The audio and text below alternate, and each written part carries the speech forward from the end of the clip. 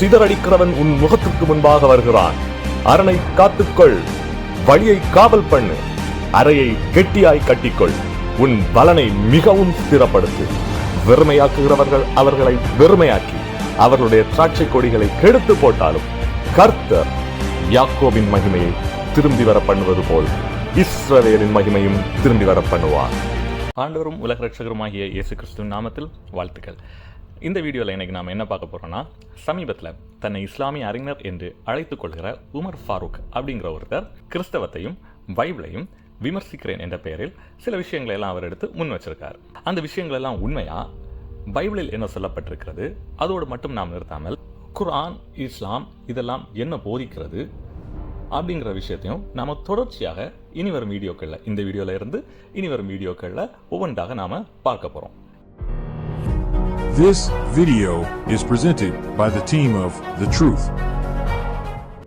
இப்போ எல்லாத்துக்கும் முன்னாடி இவர் என்ன பேசுறாரு அப்படிங்கறத நீங்க கேளுங்க. பைபிள்ல பழைய ஏற்பாடு, புதிய ஏற்பாடு என்ற 2 புத்தக தொகுப்புகள் இருக்கிறது. ஒன்று யூதர்களின் தனாக் என்ற புத்தகம். அதைத்தான் கிறிஸ்தவர்கள் பழைய ஏற்பாடு என்று புதிய ஒரு பெயரிட்டு தங்களுடைய வேதம் போல பாவித்து கொண்டு இருக்கிறார்கள். மற்றொன்று கிறிஸ்தவர்கள் உருவாக்கி வைத்திருக்கிற புதிய கடவுள் கொள்கையை சொல்லக்கூடிய புதிய ஏற்பாடு. அதாவது யூதர்களுக்கு கர்த்தர் புறத்திலிருந்து வழங்கப்பட்ட வேதம் தோரா என்கிற தௌராத். இந்த வேதம் எப்படி அபத்தமாச்சு, இதெல்லாம் சுருக்கமா சொன்னா புரியாது. இந்த அபத்தமான வேதத்தை இந்த கிறிஸ்தவர்கள் எடுத்துக்கொண்டு பழைய ஏற்பாடு என்ற புதிய பெயரும் அதற்கு இட்டு நீங்க சொன்னது போல தங்களுடைய வேதமா பாவிச்சுட்டு வராங்க. இதெல்லாம் நம்ம தொடர்ந்து பேசும் பொழுதுதான் அவங்களுக்கு தெளிவா புரியும். யூத இஸ்லாமியர்களின் புத்தகத்தை பைபிளாக தயாரித்து வைத்துக் கொண்டு பைபிளை பார்த்து காப்பி அடிக்கப்பட்டதுதான் திருக்குரான் என்று கிறிஸ்தவர்கள் சொல்லுவது எப்படி? பைபிளை பார்த்து காப்பி அடிக்கப்பட்டதுதான் திருக்குரான் என்று கிறிஸ்தவர்கள் சொல்லுவது எப்படி? சரி, இப்போ இவர் பேசினதை நீங்க எல்லாரும் கேட்டிருப்பீங்க. இவர் என்ன சொல்றாரு? யூதர்களுடைய வேதத்தை கிறிஸ்தவர்கள் எடுத்து வைத்துக்கொண்டு குரானை காப்பி அடிக்கப்பட்ட புத்தகம் என்று கிறிஸ்தவர்கள் சொல்லுகிறார்களே அப்படிங்கிற ஒரு கேள்வி அவர் வச்சிருக்காரு. இப்போ உங்களுக்கு புரியுதா இவருக்கு கிறிஸ்தவத்தின் மேலும் கிறிஸ்தவர்களின் வேதமாகிய பைபிளின் மேலும் ஏன் இவ்வளவு கோபம்னு? ஏனென்றால் கிறிஸ்தவர்கள் ஒரு நிதர்சனமான உண்மையை குர்ஆனை குறித்து எப்பொழுதும் எடுத்து வைத்துக் கொண்டே இருக்கின்றனர். அது என்னன்னு பார்த்தீங்கன்னா, குர்ஆன் பைபிளிலிருந்து காப்பி அடிக்கப்பட்டது அப்படிங்கிறத. இது உண்மையானு கேட்டா ஆம், பல விடயங்கள்ல குர்ஆன் பைபிளிலிருந்து தான் காப்பி அடிக்கப்பட்டிருக்கிறது என்பதை நாம ஈஸியா நிரூபிச்சுட்டு போயிடலாம். ஆனா இந்த வீடியோல நாம வேறொரு கோணத்துல இதை அணுக போறோம். பைபிளிலிருந்து காப்பி அடிக்கப்பட்டதுதான் குர்ஆன் என்று நாம் அடுத்தடுத்த வீடியோக்கள்ல இவர் வைத்த வாதங்கள்ல இருந்தே பார்க்க போறோம். அதுக்கு முன்னாடி இந்த குர்ஆன் மற்றும் இஸ்லாமியர்களுடைய இந்த சடங்காச்சாரங்கள், அதாவது மத சடங்காச்சாரங்கள் எல்லாம் எங்கிருந்து வந்தது, எப்படி வந்தது என்கிற உண்மையை ஆதாரத்துடன் ஒவ்வொன்றாக நம்ம பார்க்க போறோம். இந்த வீடியோல நாம் ஒரு மிகப்பெரிய உண்மையை இன்னைக்கு நம்ம கத்துக்க போறோம். அது என்னன்னு பாத்தீங்கன்னா, குர்ஆன் மட்டுமல்லாது இன்றைக்கு இவர்கள் வைத்திருக்கும் இந்த மத சடங்காச்சாரங்கள் எங்கிருந்து வந்தது என்றால், நிச்சயமாக இது ஒரு த பேகன் வொர்ஷிப்பர்ஸ் அப்படின்னு சொல்லுவாங்க. அதாவது ப்ரீ இஸ்லாமிக் பீரியட்ல குரேஷி அப்படிங்கிற ஜனங்கள், அப்படிங்கிற மக்கள் வாழ்ந்துட்டு வந்தாங்க. அவர்கள் அறியாமையின் காலத்துல பல வழிபாடு முறைகளை கொண்டவர்களாக அவர்கள் இருந்தார்கள். அவர்களிடத்திலிருந்து தான் இஸ்லாம் எல்லாவற்றையும் காப்பி எடுத்திருக்கிறது என்பதை நாம இந்த வீடியோ மூலமா ஆதாரப்பூர்வமா நிரூபிக்க போறோம். உமர் ஃபாரூக் அவர்களுக்கு நான் இந்த இடத்துல நன்றியை தெரிவிச்சுக்கிறேன். ஏன்னா இந்த காரியங்கள் எல்லாம் எப்படி நாம் பேசுவது என்று இருந்தோம், ஆனா பைபிளை விமர்சிக்கிறேன் என்கிற பெயரில் எங்களுக்கு ஒரு நீங்க போட்டு தந்தது எங்களுக்கு மிகப்பெரிய சந்தோஷம். இப்பொழுது இந்த உண்மைகளை எல்லாம் நாங்கள் கொண்டு வருவதற்கான ஒரு வழிமுறையை எங்களுக்கு நீர் தந்திருக்கிறீர்கள். நீங்கள் பொய்யாக பைபிளில் மேல் வைக்கிற குற்றச்சாட்டுகளுக்கு நாங்கள் பதில் தருவதோடு மட்டுமல்லாமல் உங்களுடைய மார்க்கம் உண்மையில் எப்படி வந்தது, இது போன்ற பல ஆராய்ச்சிகளை ஆதாரப்பூர்வமாக உங்கள் முன்பதாக நாங்கள் சமர்ப்பிக்க போகிறோம். சரி, முதல்ல நம்ம இந்த ஹஜ், இஸ்லாமியர்கள் கடைபிடிக்கிற இந்த ஹஜ் இது எப்படி இந்த இஸ்லாமுக்குள்ளாடி வந்துச்சு, இதை யார் முதலாக பின்பற்றி கொண்டிருந்தார்கள் இப்படிங்கிற விஷயத்தை நம்ம பார்ப்போம். ஹஜ் அப்படின்னு சொல்லும்போது அதற்குள்ள நான் சொல்கிற எல்லாம் அடங்கிடும். எதுன்னு பார்த்தீங்கன்னா, கபா என்ற அந்த கட்டிடத்தை சுற்றி வருவது, அதன் பின்பு அஸ்வத் என்ற கல்லை முத்தமிடுவது, சஃபா மர்வா மலைகளுக்கு இடையே ஓடுவது, சாத்தானை கல்லறிவது, இவைகள் எல்லாமே இதற்குள்ளாக அடங்கிவிடும். சரி, இப்போது இந்த அஸ்வத் கல் வந்துட்டு யாருடைய வழிபாடு, யார் இதற்கு முன்பதாக வழிபட்டு கொண்டிருந்தார்கள் அப்படிங்கிறத நம்ம பார்க்கணும். இதுக்கு இப்னு கதீர் அப்படின்னு ஒருத்தர் எழுதின ஒரு ஃபேமஸ் இஸ்லாமிக் ஸ்காலர், ஒரு இஸ்லாமிய அறிஞர் எழுதின அல் பிதாயா வன்னிஹாயா அப்படிங்கிற ஒரு புக்கை நம்ம பார்க்க போகிறோம். அது பார்க்கறதுக்கு முன்னாடி இந்த இபின் கதீர் யார் என்று நமக்கு தெரியணும். இந்த இபின் கதீர் ஒரு சாதாரண ஒரு ஆள் கிடையாது. இவர் ஒரு மிகப்பெரிய ஹிஸ்டாரியன், அதாவது இஸ்லாமிக் ஹிஸ்டாரியன். இப்போ அவர் எழுதின ஹிஸ்டரியில இருந்து தான் ஒரு விஷயத்தை நாம பார்க்க போறோம். இங்க இபின் கதீர் இந்த ஹிஸ்டாரியன் ஒரு விஷயத்தை, அதாவது இந்த இஸ்லாமிக் ஸ்காலர் ஒரு விஷயத்தை தெளிவாக அவருடைய புத்தகத்தில் சொல்லியிருக்காரு. பாருங்க, அஸ்வத் கல் வைப்பது குறித்து சர்ச்சை, அதுதான் அதோடைய ஹெட்டிங். இது எப்போ நடக்குதுன்னா, அறியாமையின் காலத்தில், அதாவது நபிகளார் அவர்கள் நபியாக தன்னை பிரகடனப்படுத்தி கொள்வதற்கு முன்பதாக நடக்கிற ஒரு விஷயம். இப்போ நம்ம அதை தான் பார்க்க போகிறோம். அஸ்வத் கல் வைப்பது குறித்து சர்ச்சை. இப்னு இஸ்ஹாக் அவர்கள் குறைஷி கோத்திரத்தார் யாவரும் கபா புதுப்பித்து கட்டுவதற்காக கற்களை சேகரித்தனர். ஒவ்வொரு கோத்திரத்தாரும் தனித்தனியாக கற்களை சேமித்து கபாவை கட்டி கொண்டு வந்தனர். அஸ்வத் கல் வைக்கப்படும் மூலையின் பகுதிக்கு வந்தபோது அஸ்வத் கல் வைப்பது குறித்து சர்ச்சை எழுந்தது. இன்னும் நிறைய விஷயங்கள் இருக்கு. ஆனால் நான் மெயினாக எதை ஃபோக்கஸ் பண்ணுறேன்னா, இந்த அஸ்வத் கல் வந்துக்கிட்டு ஏற்கனவே இருக்கிற ஒரு விஷயம்தான். இது ஒன்றும் புதுசு. இது குறைஷி என்கிற வொர்ஷிப்பர்ஸ் அன்னைக்கு வழிபட்டு கொண்டிருந்தது. அதைத்தான் இன்று இறைவன் எங்களுக்கு இதை சொன்னார் என்ற ஒரு விஷயத்தில் இஸ்லாமிய நண்பர்கள் அவர்கள் எடுத்துக்கொண்டு வந்து அதை தங்களுடைய ஒரு ரிச்சுவலாக, ஒரு சடங்காச்சாரமாக கருதுகின்றனர். அது மட்டும் இல்லாமல் இந்த கல்லை குறித்து இன்னொரு மூட நம்பிக்கை இருக்குது. அது என்னன்னு பார்த்தீங்கன்னா, இந்த கல் வானத்தில் இருந்து ஒரு காலத்தில் இந்த உலகத்துக்கு வந்து விழுந்தது அப்படிங்கிற ஒரு நம்பிக்கை இன்றைக்கும் இருக்கிறது. அதற்கு ஆதாரமாக நான் உங்கள் முன்னாடி ஒரு ஹதீஸை இப்போ நான் வைக்கிறேன். திருமதிங்கிற ஹதீஸ் இங்கிலீஷ் வெர்ஷன் 877 நம்பர். அதில் நம்ம பார்த்தோன்னா தெளிவாக இருக்குது. The messenger of Allah said, the black stone descended from the paradise, and it was more white than milk, then it was blackened by the sins of the children of Adam. என்ன சொல்கிறாரு, இந்த கருப்பு கல்லானது, இந்த அஸ்வத் கல் இருக்கு இல்லையா, இந்த கல் வானத்திலிருந்து, ஸ்வர்லோகத்திலிருந்து இந்த பூமிக்கு வந்தது அப்படிங்கிற ஒரு நம்பிக்கை இருக்குது. இந்த நம்பிக்கை அநேக மதங்களிலே இதே போல் தவறான ஒரு நம்பிக்கை இருந்தது. இது ஒன்றும் புதிய நம்பிக்கை இல்லை. அவர்கள் எல்லோரும் அல்லாஹ் என்ற இறைவனை வணங்கவில்லை. அவர்கள் வெவ்வேறு தெய்வங்களை வைத்திருந்தார்கள். வைத்திருந்தவர்கள் வெவ்வேறான கதைகளை, இது போன்ற கதைகளை வைத்திருந்தார்கள். ஒரு உதாரணமாக பைபிளே இந்த மாதிரியான ஒரு விஷயம் இருக்கு. எங்கன்னு பார்த்தீங்கன்னா, அப்போஸ்தலர் 19வது அதிகாரம் 35வது வசனத்தை நம்ம பார்த்தோம்னா, பட்டணத்து சம்பிரதியானவன் ஜனங்களை அமர்த்தி, எபேசியருடைய பட்டணம் மகாதேவியாகிய தியானாளுக்கும் வானத்தில் இருந்து விழுந்த சிலைக்கும் கோவில் சிற்பாசாரியா இருக்கிறதை அறியாதவன் உண்டோ அப்படிங்கிற ஒரு கேள்வி வைக்கிறாரு. அதாவது இங்கே ஒரு பிரச்சனை நடந்துக்கிட்டு இருக்கு. என்னன்னா, பவுல் போய் சுவிசேஷத்தை பிரசங்கிக்கிறாரு. அப்போது அங்கே ஒரு பிரச்சனை எழும்புது.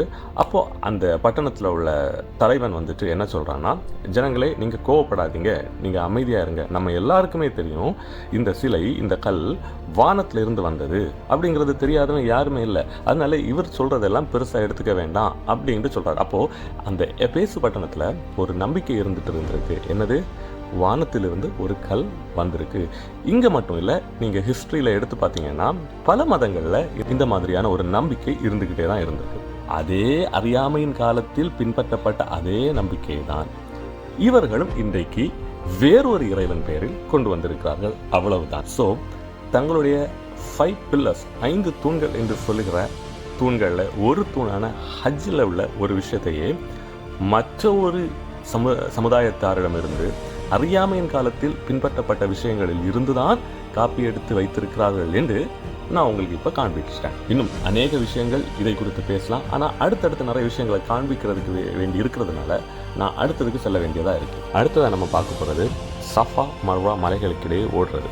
உங்களுக்கு எல்லாருக்கும் தெரியும், இஸ்லாமிய நண்பர்கள் வந்துட்டு ஹஜ் பண்ணும்போது கூடவே சேர்த்து மலைகளுக்கு இடையே ஓடுவாங்க, ஒரு பாதை வழியாக ஓடுவார்கள். நீங்கள் அதை கேள்விப்பட்டிருப்பீங்க. கேள்விப்படலைன்னா இந்த ஸ்க்ரீனில் பாருங்கள், இதுதான் இந்த மாதிரி சில விஷயங்கள் நடக்கும். இது எதுக்காக அவங்க ஓடுறாங்கன்னா, அவர்களுடைய இன்றைய நம்பிக்கைப்படி இப்ராஹிம், அதாவது ஆப்ரஹாம் அவர்களுடைய இரண்டாவது மனைவி, அதாவது அவர் ஒரு அடிமை பெண்ணை திருமணம் செய்திருந்தார்.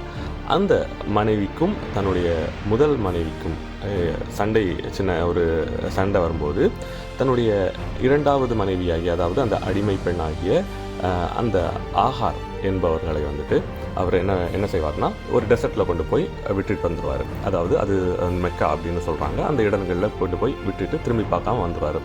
அப்போது அந்த ஆகார் அவர்கள் தன்னுடைய பிள்ளையாகிய இஸ்மாயில் அவர்களையும் வைத்துக்கொண்டு தண்ணிக்காக 2 மலைகளுக்கிடையே ஓடுவார்கள், அங்கும் இங்குமாக ஓடுவார்கள். அதன் பின்பு இறைவன் ஒரு அதிசயத்தை செய்து அங்கே தண்ணீரை சுரக்க பண்ணுவார். அப்போது அவர்கள் ஓடின அந்த ஓட்டத்தை நினைவு கூறும்படியாக இதை நாங்கள் செய்கிறோம் அப்படின்ட்டு இன்றைக்கு நம்பிக்கொண்டிருக்கிறாங்க. ஆனால் உண்மையிலேயே இது அதற்கு தான் ஓடப்பட்டதான்னு கேட்டிங்கன்னா இல்லை. இது இவர்கள் இந்த நம்பிக்கையை கொண்டு வருவதற்கு முன்பதாகவே குறைஷி, அன்சாரி போன்று அன்றிருந்த அறியாமையின் காலத்தில் இருந்த மக்கள் இதை பின்பற்றினார்கள். அதற்கு ஆதாரமாக நம்ம ஒரு ஹதீஸை இப்போ பார்ப்போம். சஹி புகாரி 16:48.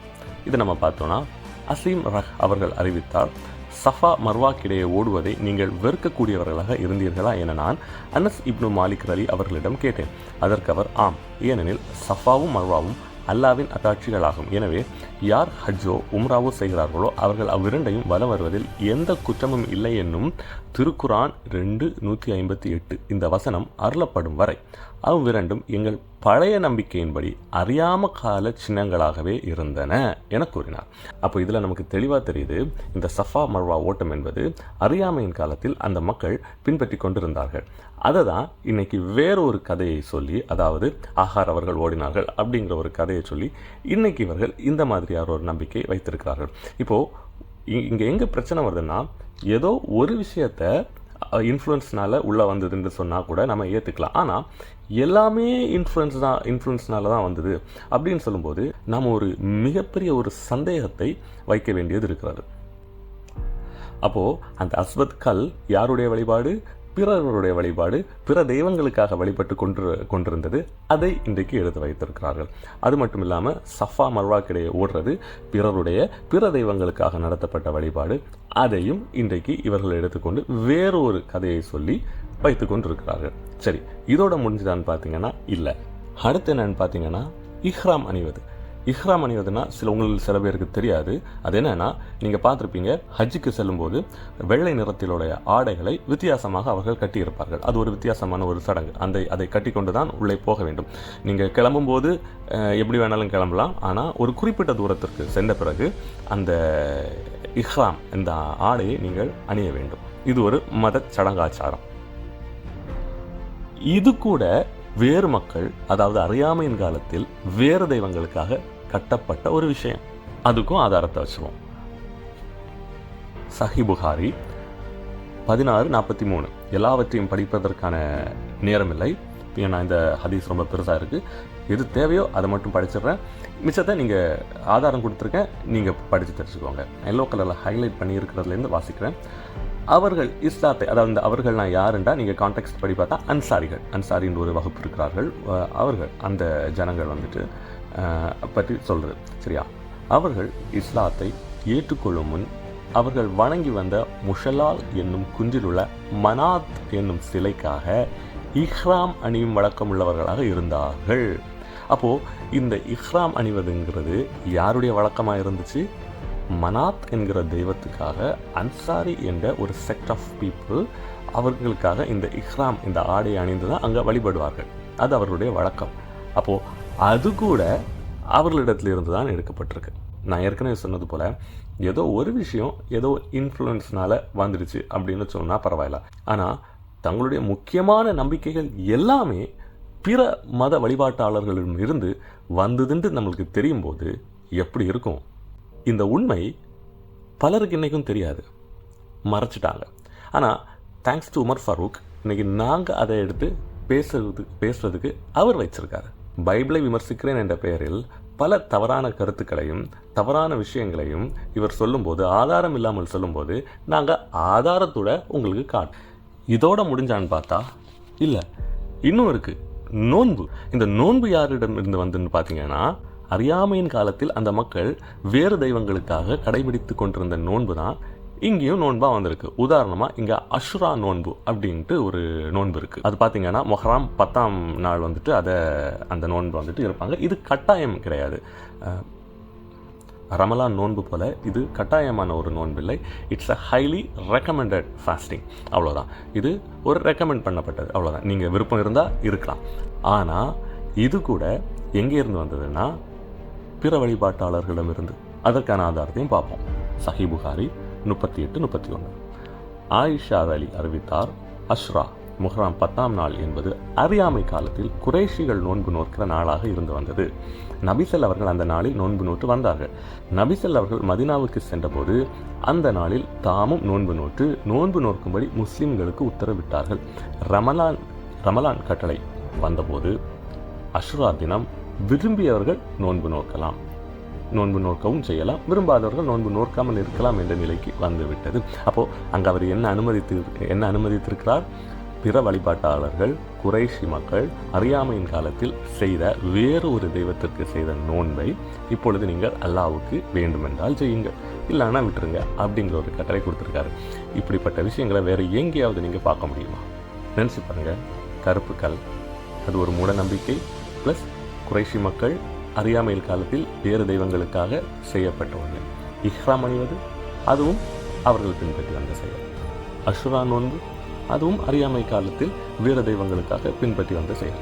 இப்படி எல்லாமே தங்களுடைய மதத்தில் வேறு நபர்களால், வேறு நம்பிக்கையில் உள்ளவர்களால், வேறு தெய்வங்களுக்காக செய்யப்பட்ட எல்லாத்தையும் நான் எடுத்து வச்சுக்கிட்டு நான் எங்கேயுமே காப்பி அடிக்கலை, பாருங்கள் பைபிள்லேருந்து காப்பி அடிக்கலை, பைபிள் தான் வேற எங்கேயும் எல்லாமே காப்பி எடுத்துருக்கு, அது பண்ணியிருக்கு அப்படின்னு சொன்னால் யாராவது ஏற்றுப்பாங்களா? உமர் ஃபாரூக் அவர்களே, இது உங்களுக்கு தான். உங்களுக்கு ஒரு மிக தாழ்மையான சவாலையும் நாங்கள் முன்வைக்கிறோம். நாங்கள் ஏற்கனவே சொன்னது போல் நீங்கள் விவாதத்திற்கும் வருவதற்கு தயாராக இல்லை. நீங்கள் பைபிளை கொடுத்து விமர்சிக்கிறீங்க. அப்போ நாங்கள் தைரியமாக நாங்கள் உங்கள்கிட்ட சொல்கிறோம், உங்கள்கிட்ட கேட்குறோம், வாங்க நாம் விவாதம் பண்ணி ஒரு முடிவை எடுத்துக்கொள்ளலாம் அப்படிங்கிறதும் வரல. சரி, ஓகே, உங்களுக்கு வர்றதுக்கு போக்குவரத்துக்கு கஷ்டம், ஓகே, சரி, பிரச்சனை இல்லை. ஆன்லைனில் இன்றைக்கி எவ்வளோ பெரிய பிளாட்ஃபார்ம் இது ஆன்லைனில் ஜூம், கூகுள் மீட் போன்ற விஷயங்களில் நம்மக்கிட்ட அப்ளிகேஷன் ஸ்டைலில் இருக்குது. அதில் நம்ம டிபேட் பண்ணிக்கலாம். அதுவும் நீங்கள் வர மாட்டேங்கிறீங்க, ஏன்னா பயப்படுறீங்க. சரி, ஓகே, இப்போது இஸ்லாமை குறித்து நாங்கள் பல கேள்விகளும் உங்களுக்கு முன்பதாக வச்சுருக்கோம். இதுக்காவது நீங்கள் பதில் தருவீர்களா? ஏன்னா இஸ்லாமிய அறிஞர்கள் நீங்கள் தான் போடுறீங்க. அப்போது இதற்கான பதிலை நாங்கள் எதிர்பார்க்கிறோம். அது மட்டும் இல்லாமல் உங்களுக்கு ஒரு சவாலையும் வைக்கிறோம். இப்பொழுதும் இந்த விடயத்தை குறித்தானாலும் சரி, அல்லது நீங்கள் பைபிளை விமர்சித்த காரியத்திற்கானாலும் சரி, விவாதங்களுக்கு நாங்கள் தயாராக இருக்கிறோம். தேங்க்ஸ் ஃபார் வாட்சிங். ஆண்டவராகிய இயேசு கிறிஸ்துவின் கிருபையும் சமாதானம் உங்கள் அனைவரோடும் கூட இன்றும் என்றும் இனிவரும் எல்லா நாட்களிலும் தங்கியிருப்பதாக. ஆமென்.